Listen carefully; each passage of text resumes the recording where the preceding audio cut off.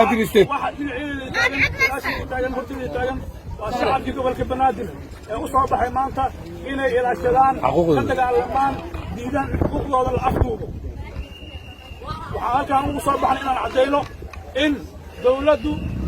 ay maanta rabto in ay siyaasadayso xuquuqda gobolka banaadir gaar ahaan madaxweynaha jamhuuriyadda federaalka Soomaaliya Maxamed Cabdullaahi Farmaajo wuxuu ku codsaday in uu siyaasadeeyo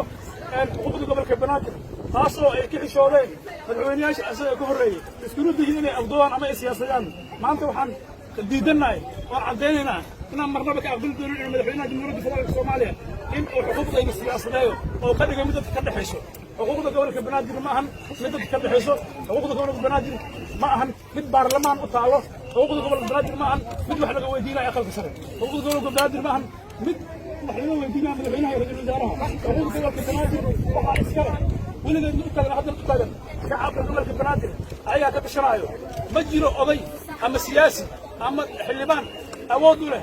inuu yiraahdo waxaan matalayaa gobolka banaadir xuquuqdiisana xuquuqdeeda lagu kala geli karo ama dad weji uga suubsan karo shacabka gobolka banaadir waxaan ka dagaalamaynaa oon diidanahay dulmiga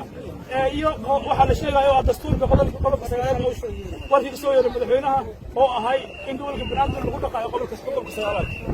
9 haddii aan lagu dhaqin Jubbaland banaadir laguma dhaqaayo qodobka 9 haddii lagu dhaqin Puntland banaadir laguma dhaqaayo qodobka 9 haddii lagu dhaqin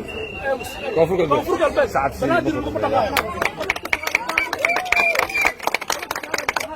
gobolka banaadir ku dhaqatay ma jirto gobolka banaadir laguma qaadan karo afduub laguma qaadan karo laaluush laguma qaadan karo oday laaluush la siiyo xildhibaan laaluush la siiyo laguma qaadan karo dadkiisu waa ku ana shalay difaacay maanta loo difaacay diyaar u yihiin in alaani cidii maanta isku dayo in ay xuquuqdayna la duufiso in aan karkaarka weydaarino meesha joogtaa qutub waxaan diyaar u nahay si nabada in waxayni loo nabadgeliyo waxaa jirto dad la soo bixiyey maanta oo aan maqli jirnay in magaaladan ay joogaan xoog wadaniyiinta oo madaxweyne Farmaajo waxaa la sheegayaa waxaa cad maanta banaanka loo soo saaray xoogii wadaniyiinta waxayna joogaan lambar 4 waxay joogaan dardirka daasoon dadkaas ayaa waxaa laga dhaadhiciyay inay yihiin dadka laga dhaadhiciyay maanta inay yihiin dadkii gobolka banaadir oo ku taageersan madaxweynaha go'aanka waxa soo saaray dadkaasi ma ahan dad gobolka banaadir matalaya waa xoogii wadaniyiinta oo Farmaajo ku talagalay ayaga ay dooranayaan dadku ku tashan yahay inay doortaan berrito uu ku tashan yahay oo dhaay shacabka ku dooranayaan waa ayagaas waxa